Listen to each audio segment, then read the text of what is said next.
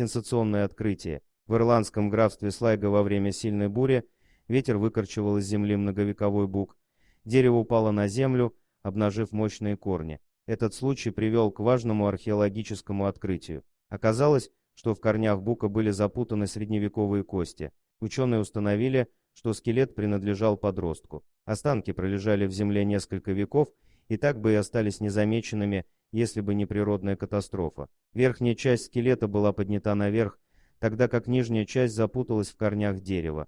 Когда дерево разрушилось под действием ветра, то скелет буквально разломился напополам, рассказывает ведущий автор исследования Мариан Доут из археологической службы Слайго. Анализ костей и радиоуглеродное датирование показали, что останки принадлежали человеку, который умер в возрасте 17-20 лет и жил в период раннего Средневековья между 1030 и 1200 годами нашей эры. Его рост составлял около 1,5 метров. Вероятно, он принадлежал к одной из гельских семей и занимался тяжелым физическим трудом с самых ранних лет. К такому выводу ученые пришли после того, как обнаружили травмы спины у скелета. Согласно углубленному анализу археологов, молодой человек умер насильственной смертью. На ребрах и левой руке были обнаружены явные следы ранений от холодного оружия, возможно, нанесенные ножом. Умер ли он в битве или вследствие бытового конфликта, боюсь, мы не узнаем никогда, говорит Дауд. Молодого человека